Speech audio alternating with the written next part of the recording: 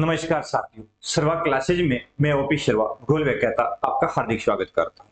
साथियों, आपके अपने सर्वा क्लासेज यूट्यूब चैनल पर एक से बढ़कर एक वीडियोज आपके लिए प्रोवाइड करवाए जा रहे हैं। तो सभी साथी अपने सर्वा क्लासेज यूट्यूब चैनल को सब्सक्राइब कर लें, बेल आइकन दबा लें और इसके साथ साथ में अपना एप्लीकेशन है उसको इंस्टॉल भी कर लें गूगल प्ले स्टोर से और लॉगिन हो जाए मोबाइल नंबर के साथ।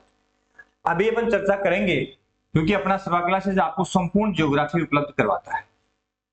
इसमें अपन ने जो चर्चा शुरू कर रखी है तो वो है आज का जो टॉपिक है वो अपना है, मुख्य रूप से अपन ने शुरू कर रखा है प्रायोगिक भूगोल।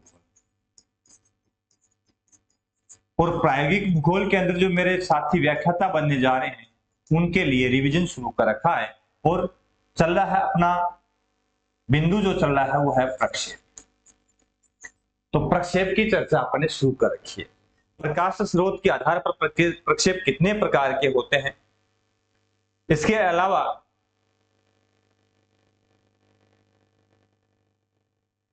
कौन कौन सी इनकी विशेषताएं होती है आदि बिंदु पर चर्चा आपने कर ली है। आज अपन देखेंगे खमध्य प्रक्षेप के बारे में। इससे पूर्व अपन ने मर्केटर प्रक्षेप की चर्चा की थी कल। ये मर्केटर प्रक्षेप था जिसकी क्या लिमिटेशन है और क्या मेरिट्स है, दोनों की चर्चा विस्तार से की थी। आपने देखा था कि इसमें ध्रुव नहीं दर्शाए जा सकते, मर्केटर में ध्रुव गायब रहते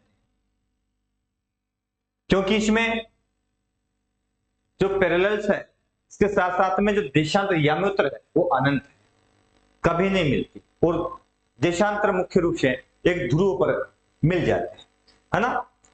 तो इसकी चर्चा अपन ने कर ली। आज अपन करेंगे खमध्य प्रक्षेप, मुख्य रूप से केंद्रक ध्रुवीय खमध्य प्रक्षेप।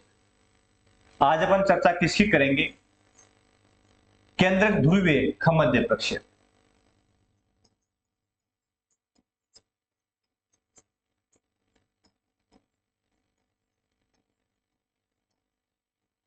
इसकी चर्चा अपन करते हैं, क्या इसकी लिमिटेशन है, क्या इसकी मेरिट्स है, क्या इसकी डिमेरिट्स है ना, आदि आदि बिंदुओं पर। तो मुख्य रूप से स्टार्टिंग करें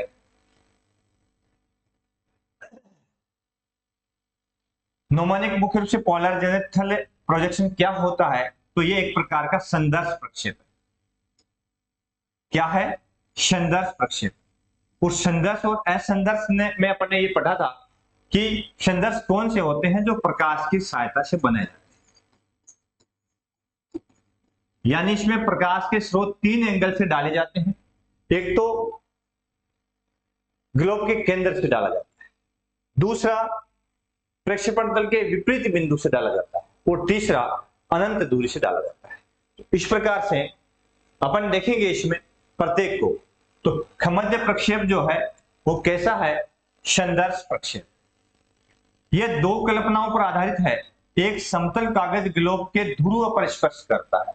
यदि बात आती है ध्रुवीय केंद्रक ध्रुवीय खमध्य प्रक्षेप, नाम भी क्या रखा है, केंद्रक ध्रुवीय खमध्य प्रक्षेप। इसका मतलब यह हुआ कि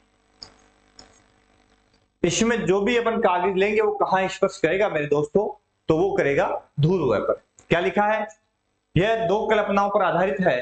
एक समतल कागज ग्लोब के ध्रुव पर स्पर्श करता है और दूसरी प्रकाश स्रोत ग्लोब का केंद्र है। इसमें प्रकाश कहां से आ रहा है, ग्लोब के केंद्र से आ रहा है। तो यह भी ध्यान रखिएगा, दो कल्पना इस पे है, ध्रुव को स्पर्श करता है, ध्रुवीय खमध्य, नाम भी क्या लिखा है, ध्रुवीय खमध्य। ध्रुव के लिए बना है तो केंद्र ध्रुवीय, इसका मतलब केंद्र क्या रहेगा इसका, ध्रुव है, ठीक है ना। और दूसरा है प्रकाश का स्रोत कहां से आ रहा है, केंद्र से आ रहा है। अगला बिंदु ये इस टाइप का बनता है, इसका डायग्राम है आपके समक्ष। इस प्रकार से इसको बनाया जाता है। आरएफ निरूपक भिन्न 1:3 करोड़ यहां पे दे रखा है।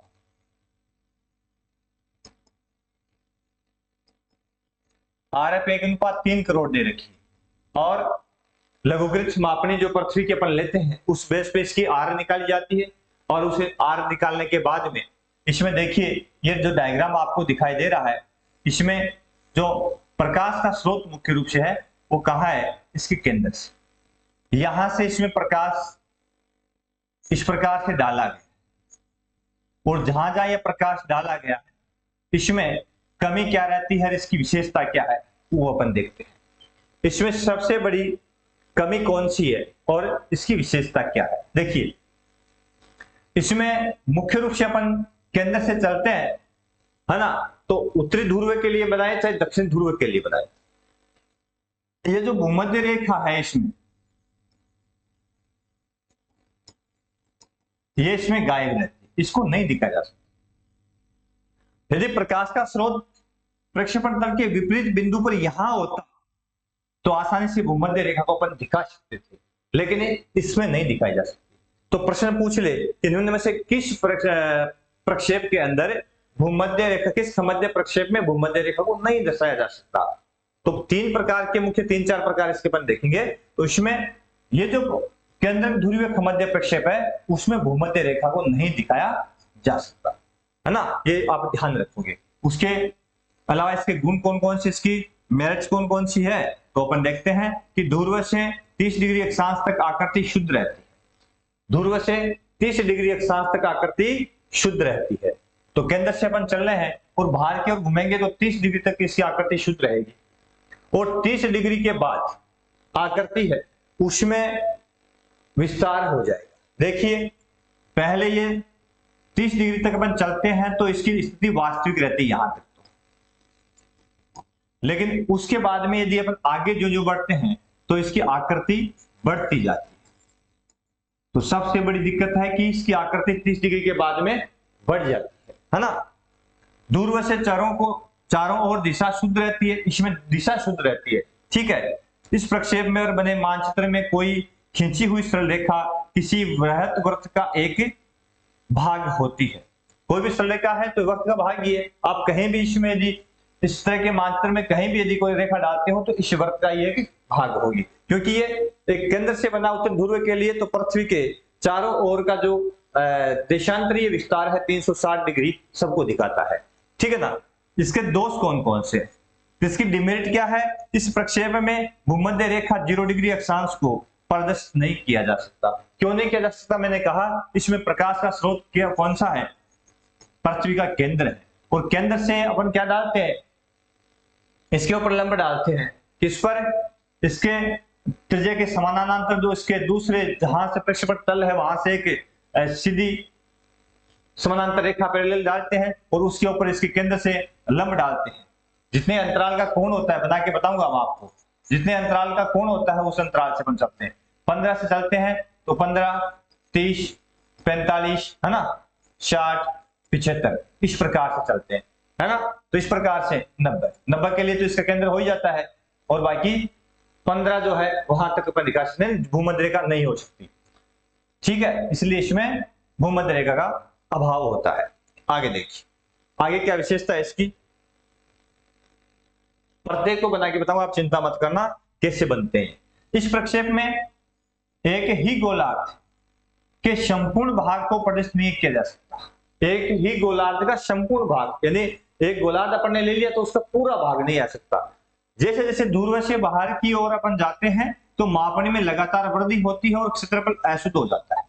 ध्रुव से दूर बढ़ने पर मापनी अशुद्ध हो जाती है और क्षेत्रफल बढ़ जाता है। मापनी बढ़ती है तो क्षेत्रफल भी बढ़ जाता है। इसलिए इसमें ध्रुव से जो अपन आगे बढ़ेंगे, है ना, क्यों इसमें क्या आएगी, अशुद्धि आएगी। यानी इसके केंद्र में ध्रुव होता है और बाहर की ओर अपन जो बढ़ेंगे तो इन देशांतरों के बीच का जो गैप है, ये वाला ये बढ़ता जाएगा, ये गैप बढ़ता जाएगा। इसका मतलब इसमें अशुद्धि आती चली जाएगी। उपयोग क्या है इसका, इस प्रक्षेप का उपयोग है आर्कटिक क्षेत्रों में नौ संचालन मानचित्र बनाने के लिए किया जाता है। तो एक मुख्य रूप से उपयोग कौन सा होगा इसका, आर्कटिक के लिए, ठीक है ना। किसके लिए, आर्कटिक क्षेत्रों के लिए, उत्तरी ध्रुव के लिए। तो यह है अपना केंद्र ध्रुवीय खमध्य प्रक्षेप, ठीक है। अगला है दूसरा, इसका जो प्रक्षेप खमध्य है वो है त्रिविम ध्रुवीय खमध्य प्रक्षेप। स्टेरियोग्राफिक पोलर है ना, हाँ, जेनिथल प्रोजेक्शन, तो त्रिविम ध्रुवीय। अगला है त्रिविम ध्रुवीय मध्य प्रक्षेप।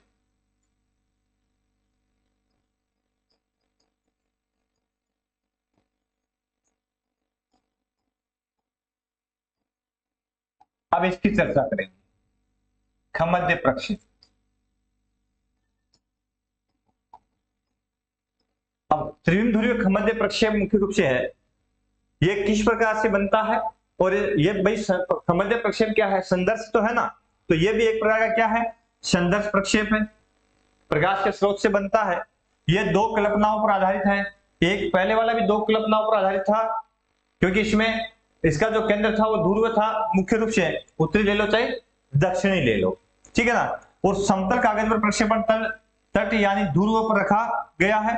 दूसरा यह है कि प्रकाश की किरणों को दूसरे ध्रुव से आती मानी गई। अब देखिए उसमें अपन ने क्या देखा था, उसमें जो प्रकाश का स्रोत था वो तो था पृथ्वी के केंद्र से आ रहा था, वो इसके अंदर जो प्रकाश का स्रोत आएगा वो कहां से, ये इसका केंद्र है, और इसमें जो प्रकाश का स्रोत मुख्य रूप से आएगा वो कहां से आएगा, इस भाग से, दूसरे ध्रुव से, है ना। ये पृथ्वी केंद्र हो गया, ये मान लेते हैं उत्तरी ध्रुव के लिए बना रहे हैं, तो दूसरे ध्रुव से यहां से प्रकाश का स्रोत आएगा। रेडिएशन कैसे डालेंगे, यदि अपन ने 30 डिग्री का अंतराल लिया है तो यहां से 30 डिग्री कोण बनाएंगे, उसके बाद में 60 का, है ना,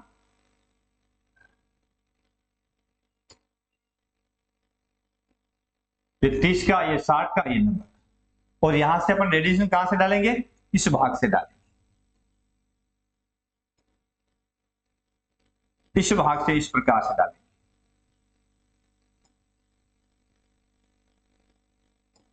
ठीक है।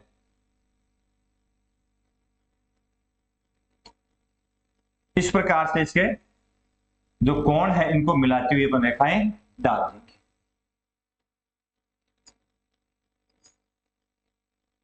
और ये जो रेडिएशन अपन डाल रहे हैं ये मुख्य रूप से, और बची कौन सी, ये हो गई सारी सारी, इसमें देखो ये तो हो गई, सबसे पहला जो वृत्त हो गया 30 डिग्री का, ये हो गया, सॉरी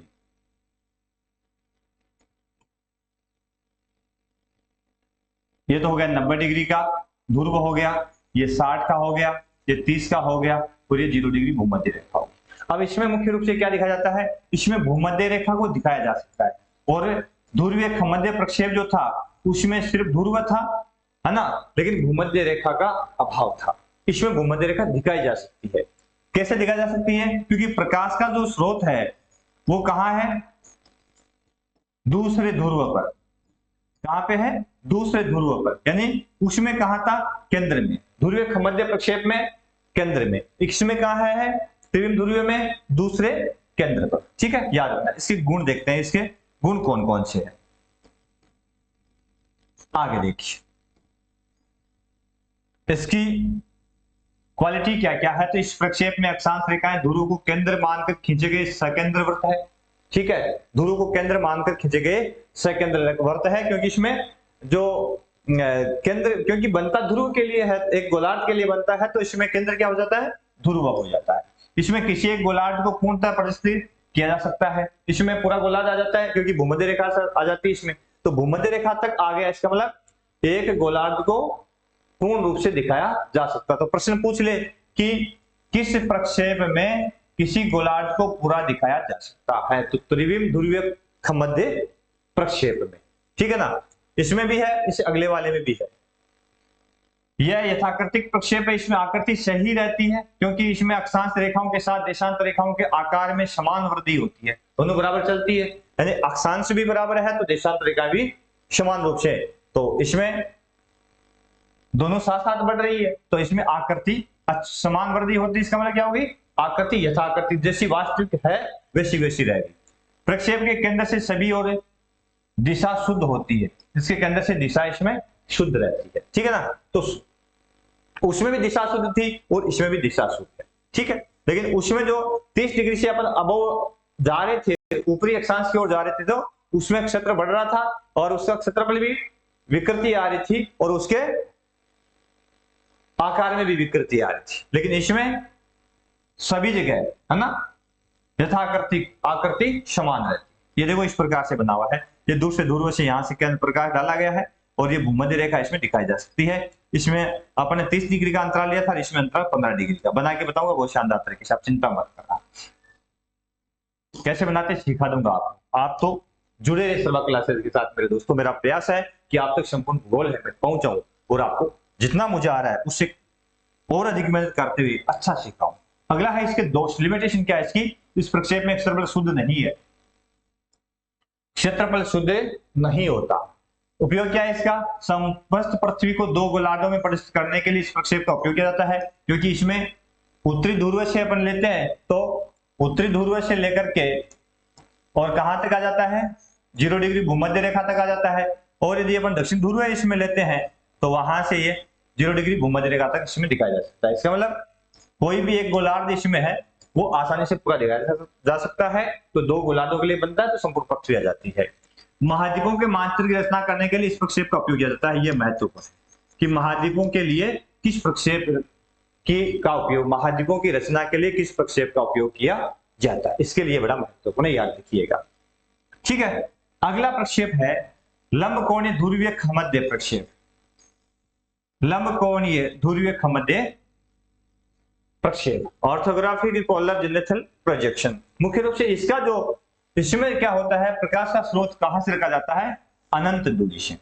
इसमें अपन क्या करेंगे, प्रकाश का स्रोत कहां रखेंगे, अनंत दूरी। ये ऐसे बनता है, देखो ये अर्धवृत्त अपन ने लिया और ये इसका केंद्र है, एक केंद्र से इसकी त्रिज्या डाल दी, यहां से इसके ऊपर लंबदा इसके समानांतर पैरेलल रेखा डाल दी और अब इसमें अनंत दूरी से मुख्य रूप से क्या लिया जाता है, माना जाता है कि प्रकाश आ रहा है। तो इस पर अपने कोण बनाया, जैसे 30 डिग्री अंतराल है, 30 और 60 और 90। अब इसमें प्रकाश कहां से आएगा, तो प्रकाश इसमें अनंत दूरी से, जैसे इस प्रकार से इधर से आया, इधर से आया, ठीक है ना, इधर से आया, इस प्रकार से यह प्रकाश आ रहा है अनंत दूरी से। ठीक है, यह प्रकाश अनंत दूरी से आ रहा है और अब जिसके ऊपर जो भी जहां जहां ये चाप काटता है वो चाप भरेंगे और इसको अपन बना लेंगे। कैसे बनाएंगे बता देंगे आपको। ठीक है, अब इसमें कमी क्या रह जाती है, इसमें देखियो मान लिया कि उत्तर ध्रुव के लिए है तो 90 डिग्री से लेकर के यहां तक 60 डिग्री तक का जो गैप है वो ज्यादा है। उसके बाद में ये 30 डिग्री वाला जो गैप है, देखो 60 से 90, इसका मतलब ये 30 वाला गैप ज्यादा है। उसके बाद में ये 30 वाला गैप छोटा हो गया और उसके बाद में अगला जो 30 वाला गैप है ये और छोटा हो गया। इसका मतलब क्या हुआ कि इसमें भूमध्य रेखा ध्रुव से लेकर के भूमध्य रेखा तक प्रक्षेप तो बन जाता है, लेकिन जो जो ध्रुव से अपन भूमध्य रेखा की ओर बढ़ते हैं तो क्या होता है, अक्षांशों के बीच की दूरी घटती जाती है। पूछ ले किस प्रक्षेप में भूमध्य ध्रुव से भूमध्य रेखा की ओर यदि अपन बढ़ते हैं तो दो अक्षांशों के बीच की दूरी घटती जाती है। तो लंबकोणीय ध्रुवीय खमध्य प्रक्षेप, लंबकोणीय ध्रुवीय खमध्य प्रक्षेप में देखो क्या है, इसमें मैंने क्या क्या लिखा है। यह प्रक्षेप दो कल्पनाओं पर आधारित है, एक समतल कागज ध्रुव पर रखा जाता है, दूसरा प्रकाश का स्रोत अनंत दूरी पर है। तो खमध्य प्रक्षेप दोनों तीन खमध्य प्रक्षेप देखे और तीनों ही मुख्य रूप से दो कल्पनाओं पर आधारित है। ठीक है, एक तो क्या है, केंद्र ध्रुव है, ये तो तीनों में ही है ना। केंद्र क्या है इसका, ध्रुव, याद रखिएगा। खमध्य प्रक्षेप में केंद्र क्या है, ध्रुव, चाहे उत्तरी लो चाहे दक्षिण लो, क्योंकि ये ध्रुव के लिए बनता है। ठीक है, दूसरा प्रकाश का स्रोत बदल रहा है, एक में तो पृथ्वी का केंद्र है, एक में दूसरा ध्रुव है और एक तीसरे में अनंत दूरी से। केंद्र ध्रुवीय में तो केंद्र से है ना, और त्रिविम ध्रुवीय जो है उसमें दूसरे ध्रुव से है और लंबकोणीय में अनंत दूरी से, ये याद रखिएगा। ठीक है, आगे देखो अगला है, ये इस प्रकार से बनता है, बताया ना मैंने। तो अपन जो जो यहां से अपन घूमते और बढ़ते हैं तो देशांतरों के बीच की दूरी घटती है। देखो ये गैप समान नहीं है ना, बाकी अंतराल समान रखा था, लेकिन जो जो अपन ध्रुव से भूमध्य रेखा की ओर आ रहे हैं तो दो देशांतर अक्षांशों के बीच की दूरी कम होती चली जा रही है। हालांकि देशांतर समान दूरी पे है इनमें, चाहे कोई सा भी खमध्य प्रक्षेप बना लो, देशांतर जो है समान दूरी पे चलते हैं। कैसे डालते हैं वो बता दो। इसके गुण कौन कौन से है, इसकी मेरिट देखिए। इसमें ध्रुव से बाहर की ओर अक्षांश रेखाओं के मध्य दूरी घटती है, आगे ना घटती है। अक्षांश और देशांतर रेखाएं एक दूसरे को समकोण पर काटती है, सभी में काटती है। इस प्रक्षेप में केंद्र से बाहर की दिशा शुद्ध रहती है। अपन केंद्र से बाहर जाएंगे तो दिशा इसमें शुद्ध रहती है, दिशा तो तीनों में शुद्ध रहती है। अक्षांश रेखाओं का पर मापक शुद्ध होता है, यानी अक्षांश रेखाएं जो है उस पर मापक भी शुद्ध रहता है। ठीक है, तो दिशा भी शुद्ध है, मापक भी शुद्ध है, दो चीजें शुद्ध रहती है। कहा था अपने, तो इसमें विकृति कहाँ गई? क्षेत्रफल में। क्यों कहाँ आएगी कि यहाँ पे आकार बड़ा है, यहाँ आते आते भूमध्य के प्रदेश में आकार है, किसी भी प्रदेश के लिए बनाते हैं तो आकार छोटा हो जाता है। ठीक है ना, तो यह है इसमें कमी है।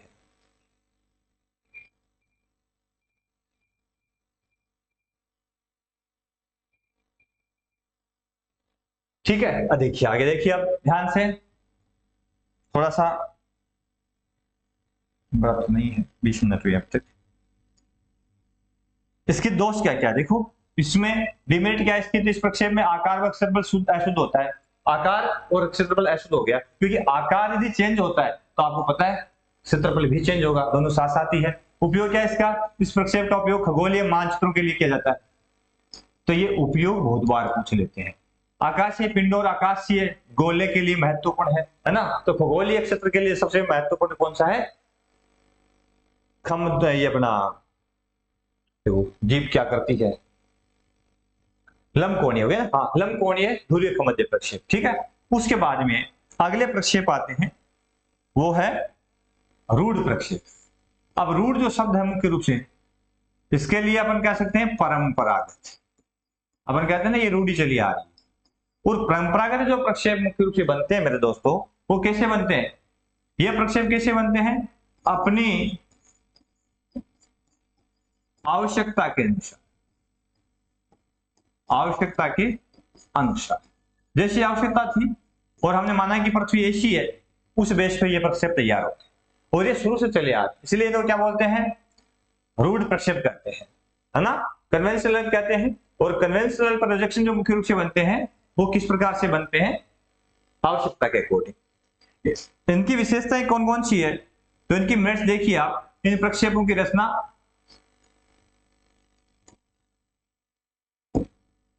गणितीय विधियों के आधार पर होती है, क्योंकि परंपरा से जैसे विद्या चली आ रही है वैसी होती है, जैसी आवश्यकता है उसी अनुसार ये बना ली जाते हैं। ये विशेष प्रयोजन हेतु स्वतंत्र रूप से बनाए जाते हैं। ठीक है ना, आवश्यकता अनुसार स्वतंत्र रूप से बनाए। ऐसे कौन से प्रक्षेप है जो स्वतंत्रता से बनाए जा सकते हैं, है ना, अपनी आवश्यकता के अकॉर्डिंग बनाए जा सकते हैं, तो रूढ़ प्रक्षेप।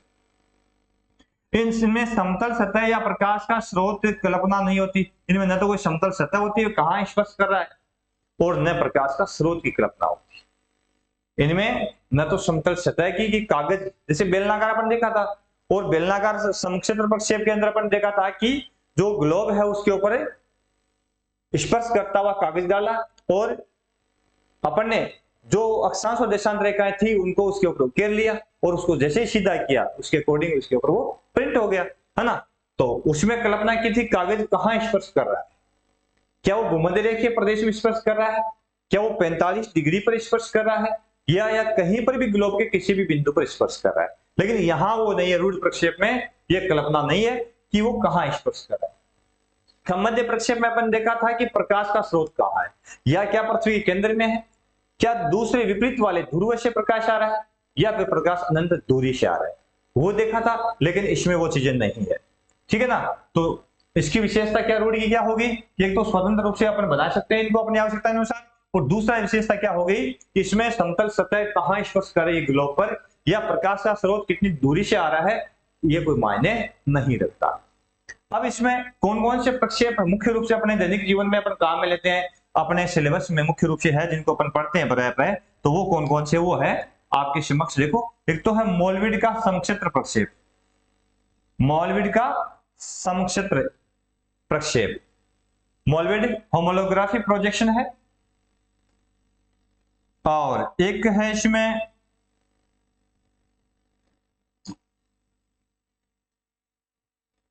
सिनुसोइडल का भी है इसमें अपने सिलेबस में। और ये कौन सा आ गया ये, हाँ सिनुसोइडल ही है, एक मोलविड आ गया। ठीक है, दो प्रोजेक्शन अपन ने इसमें लिए, एक तो मोलविड है, एक सिनुसोइडल है। तो इसमें अपन बात करते हैं मोलविड की। सबसे पहले कौन सा प्रक्षेप है? मोलविड।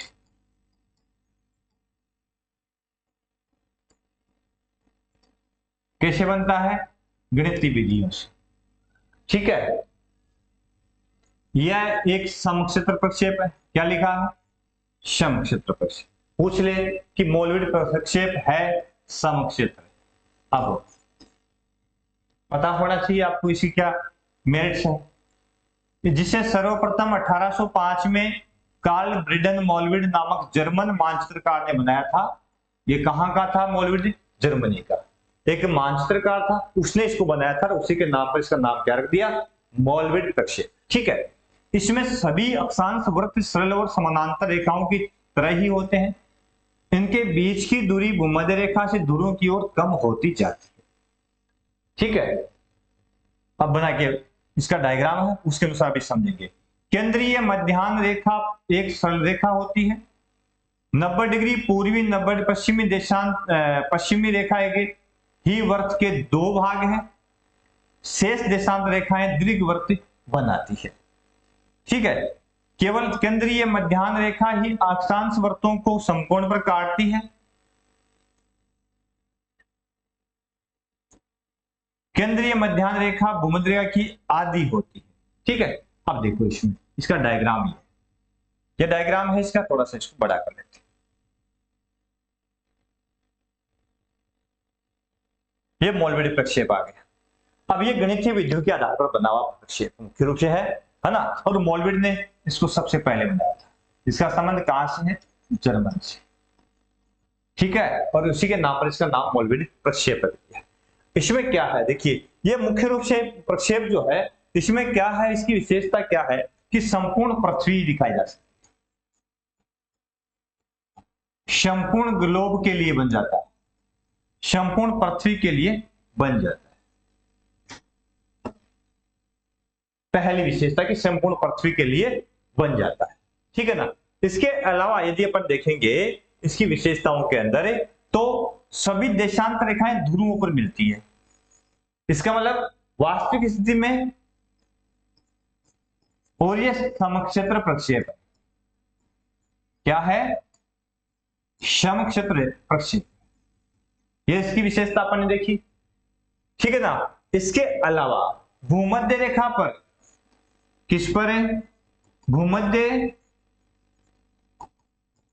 रेखा पर सभी देशांतर भूमध्य रेखा पर समकोण पर काटते हैं। समझ रहे हो? यानी भूमध्य रेखा पर सभी देशांतर है वो क्या करते हैं? समकोण पर काटते हैं, 90 डिग्री कोण बनाते हैं। लेकिन यहां पहुंचते पहुंचते यहां 90 का नहीं है। ये मान लिया 23.5 कर्क रेखा ले ली इन्होंने, तो यहां पे 90 का नहीं है, यहां पे नहीं, सिर्फ कहां पे है? भूमध्य रेखा पर।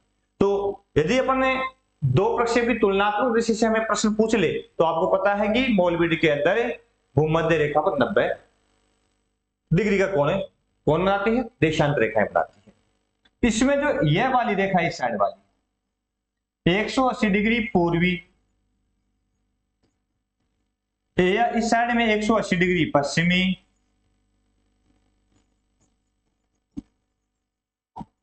दोनों एक ही है। इसका मतलब यह 180 डिग्री से काट के सीधा किया गया है, क्योंकि इसमें 360 सभी दिखा रखे हैं। देखियो 0, 30 डिग्री, 60, 90 है ना, 120, 150, 180, और 180, 180, 360। ठीक है। और इसमें अन्य विशेषता क्या है कि जो मुख्य मध्याह्न रेखा जिसको कहते हैं, जो अपने ग्रीनिच रेखा है, इसमें प्रधान याम्योत्र खड़ी है। प्रधान याम्योत्र इसमें क्या है? खड़ी रेखा है, ये खड़ी है। ठीक है, ये इसकी विशेषता है। सेम इसी तरह का है अगला शिनी शेड्यूल, देखिए क्या है, उसकी चर्चा अपने करते हैं। छोटा सा बिंदु, आप चिंता मत करना, समझ लोगे आराम से, छोटा हो जाएगा।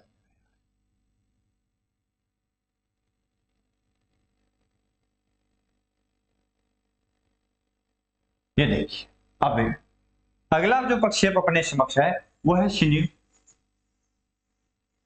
मोलविड के बाद में सेंसन प्लेस्टिडिया का सिनिसोइडल, इसमें नाम लिखा है, नाम बोलने में थोड़ा सा हार्ड है मेरे दोस्तों।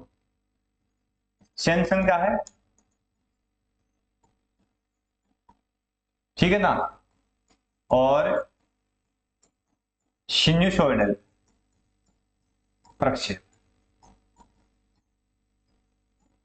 इसकी चर्चा अपन करें। बस लास्ट प्रक्षेप है ना, सेंसन प्लेस्टिड का सिन्यूसोइडल प्रक्षेप है। इसमें क्या, इस प्रक्षेप को सर्वप्रथम 1650 ईस्वी में निकोलस सेंसन नामक फ्रांसीसी, वो जर्मन का था, है ना, मोलविड, और ये फ्रांसीसी मानचित्रकार भूगोलवेत्ता ने बनाया था। कब? 1650 में बनाया, ठीक है। इसके 50 वर्ष बाद प्रसिद्ध ब्रिटिश खगोलज्ञ जॉन फ्लेमस्टीड ने इसका उपयोग किया था। तो इसके कारण दोनों के नाम पर इसका नाम पड़ा। बनाया किसने था, ध्यान रखिएगा, सबसे पहले निकोलस सेंसन ने, जो कहां का था, फ्रांस का था। और इसका उपयोग 50 वर्ष बाद किसने किया, ब्रिटिश ब्रिटेन का था, खगोल शास्त्री था, जॉन फ्लेमस्टीड था, और उसके दोनों के नाम पर इसका नाम सेंसन फ्लेमस्टीड का सिन्यूसोइडल प्रक्षेप रखा, ठीक है। तो सेंसन फ्लेमस्टीड यह समक्षेत्र प्रक्षेप है जिसमें ज्यावक्रों का उपयोग हुआ है। ज्यावक्रों का उपयोग हुआ है, कैसे, इसकी क्वालिटी कौन कौन सी, इसकी गुण देखिए। सबसे पहला गुण है कि भूमध्य रेखा सहित प्रत्येक अक्षांश पर मापनी शुद्ध होती है। मापनी शुद्ध, पहली बात, प्रत्येक अक्षांश पर, है ना। केंद्रीय मध्याह्न रेखा पर मापनी शुद्ध होती है, लेकिन इससे दूरी बढ़ने पर मापनी अशुद्ध होती है। केंद्रीय मध्याह्न रेखा जो है, केंद्रीय मध्याह्न रेखा जो है, इस पर मापनी शुद्ध है।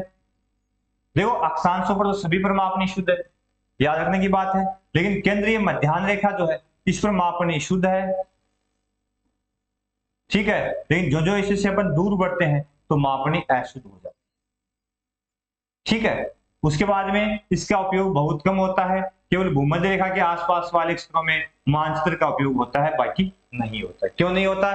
क्योंकि भूमध्य रेखा से अपन जो जो दूर बढ़ते हैं तो मापने में अशुद्धि आ जाती है, इस कारण से इसका उपयोग बहुत कम होता है, ठीक है ना। तो ये था कौन सा, सिनेशेड्यूल प्रोजेक्शन, ठीक है। तो मुख्य रूप से प्रत्येक ये दो रूट पढ़े अपन ने, मोलविड और दूसरा सिनेशेड्यूल प्रक्षेप, ठीक है। तो ये प्रक्षेप का टॉपिक है, इसी के साथ में कंप्लीट होता है।